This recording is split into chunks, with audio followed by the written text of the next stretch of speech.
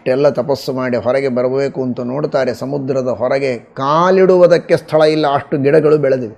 ಇವರೇ ರಾಜರು, ಪ್ರಾಚೀನ ಪರಿಹಿಯ ಮಕ್ಕಳು. ಇವರು ರಾಜರಾಗಬೇಕು, ರಾಜ್ಯವನ್ನು ಆಳಬೇಕು. ತಪಸ್ಸು ಮಾಡ್ತಾ ಕುಳಿತಿದ್ದಾರೆ 10,000 ವರ್ಷ. ಹೀಗಾಗಿ ಎಲ್ಲ ಕಡೆಗೆ ಗಿಡಗಳು ಬೆಳೆದಿವೆ. ಬಹಳ ಸಿಟ್ಟು ಬಂದಿದೆ. ತಮ್ಮ ಮುಖದಿಂದಲೇ ವಾಯುವನ್ನು ಅಗ್ನಿಯನ್ನು ಸೃಷ್ಟಿ ಮಾಡಿದ್ದಾರೆ. ಆ ಅಗ್ನಿ ಹರಡುವುದಕ್ಕೆ ವಾಯುವನ್ನು ಸೃಷ್ಟಿ ಮಾಡಿದ್ದಾರೆ. ಎಲ್ಲ ಗಿಡಗಳ ನಾಶವನ್ನು ಮಾಡ್ತಾ ಇದ್ದಾರೆ, ಸುಟ್ಟು ಹಾಕ್ತಾ ಇದ್ದಾರೆ. ಚಂದ್ರ ಅಲ್ಲಿ ಬರ್ತಾನೆ, ಏನು ಮಾಡ್ತಾ ಇದ್ದೀರಿ?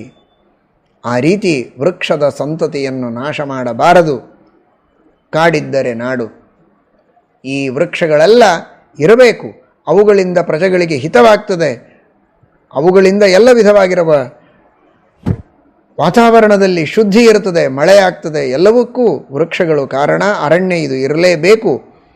ಸಾಕು, ಇಷ್ಟು ನಾಶ ಮಾಡಿದ್ದು ಸಾಕು. ನಿಮ್ಮ ಪಟ್ಟಣಗಳನ್ನು ಮಾಡಿಕೊಂಡು ನೀವು ವಾಸ ಮಾಡುವುದಕ್ಕೆ ಎಷ್ಟು ಬೇಕೋ ಅಷ್ಟು ಅವಕಾಶ ನಿಮಗಾಗಿದೆ, ಇನ್ನು ಮುಂದೆ ನಾಶ ಮಾಡಬೇಡಿ, ಇಷ್ಟಕ್ಕೆ ನಿಲ್ಲಿಸಿ ಅಂತ ಚಂದ್ರ ಸ್ವಯಂ ತಾನು ಬಂದು ಆದೇಶ ಮಾಡಿದ್ದಕ್ಕೆ ಮರ್ಯಾದೆಯನ್ನು ಕೊಟ್ಟು ಒಪ್ಪಿಕೊಂಡಿದ್ದಾರೆ, ಶಾಂತರಾಗಿದ್ದಾರೆ.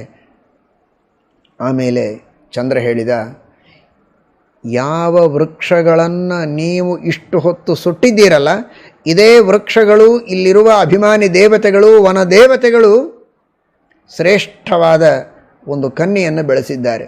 ಮಾರಿಷಾ ಅಂತ ಅವಳ ಹೆಸರು. ಅವಳನ್ನೇ ನೀವು ಮದುವೆಯಾಗಿ ಅಂತ. ಅವಳು ಯಾರು ಅಂದರೆ ಕಂಡು ಎಂಬ ಋಷಿಯಿಂದ ಪ್ರಮ್ಲೋಚ ಎಂಬ ಅಪ್ಸರ ಸ್ತ್ರೀಯಲ್ಲಿ ಹುಟ್ಟಿದವಳು ಮಾರಿಷಾ. ವಿರಕ್ತರಾದ ಆ ಕಂಡು ಋಷಿಗಳು ಇವಳನ್ನು ಇಲ್ಲಿಯೇ ಬಿಟ್ಟು ತಾವು ತಪಸ್ಸಿಗೆ ಹೊರಟಾಗ ವನದೇವತೆಗಳೇ ಆ ಮಾರಿಷಾಳನ್ನು ರಕ್ಷಣೆ ಮಾಡ್ತಾರೆ, ಬೆಳೆಸ್ತಾರೆ. ಹಾಲು ಕುಡಿಸುವುದಕ್ಕೆ ಸ್ವತಃ ಚಂದ್ರ ತಾನೇ ಬಂದು ತನ್ನ ತೋರು ಬೆರಳನ್ನು ಇವಳ ಬಾಯಿಯಲ್ಲಿಟ್ಟು ಅಮೃತದ ವರ್ಷಣವನ್ನೇ ಮಾಡ್ತಾನೆ. ಶ್ರೇಷ್ಠವಾದಂತಹ ಹಾಲನ್ನು ಕೊಟ್ಟು ಅಮೃತವನ್ನೇ ಕೊಟ್ಟು ಅವಳನ್ನು ಬೆಳೆಸ್ತಾನೆ. ಹೀಗಾಗಿ ಕಂಡು ಋಷಿಯ ಮಗಳು, ಪ್ರಮ್ಲೋಚ ಎಂಬ ಅಪ್ಸರಸ್ಸಿನ ಮಗಳು, ವನದೇವತೆಗಳ ಸಾಕು ಮಗಳು, ಚಂದ್ರನ ಹಾಲನ್ನು ಕುಡಿದ ಮಗಳು.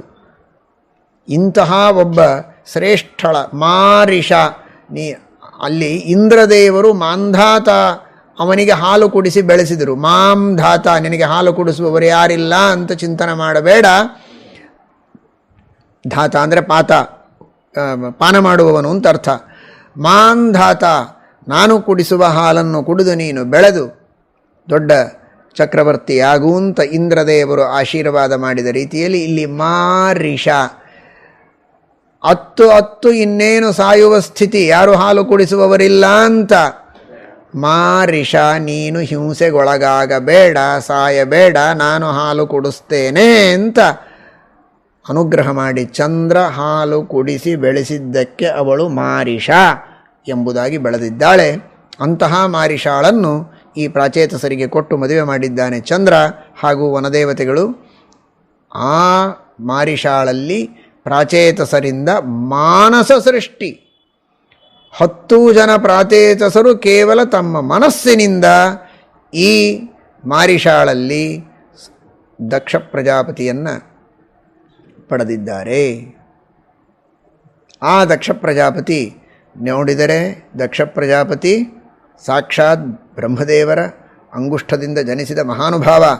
ಆದರೆ ಅಂತಹ ದಕ್ಷ ಪ್ರಜಾಪತಿಯೂ ಕೂಡ ರುದ್ರದೇವರಿಗೆ ಅವಮಾನ ಮಾಡಿದ್ದಕ್ಕೆ, ರುದ್ರದೇವರ ತಿರಸ್ಕಾರ ಮಾಡಿದ್ದಕ್ಕೆ, ಮಹಾನುಭಾವರು ರುದ್ರದೇವರು ಮಾವ ಆಗಿರಬಹುದು, ಆದರೂ ಯೋಗ್ಯತೆಯಲ್ಲಿ ರುದ್ರದೇವರು ದೊಡ್ಡವರು.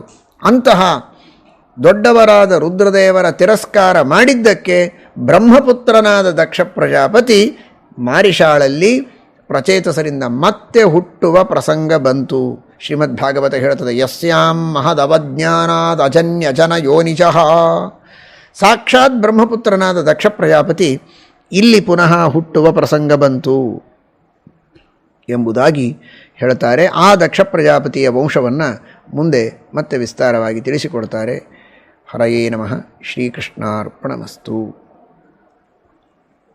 ಹರೇ ರಾಮ ರಾಮ ರಾಮ ಹರೇ ಹರೇ.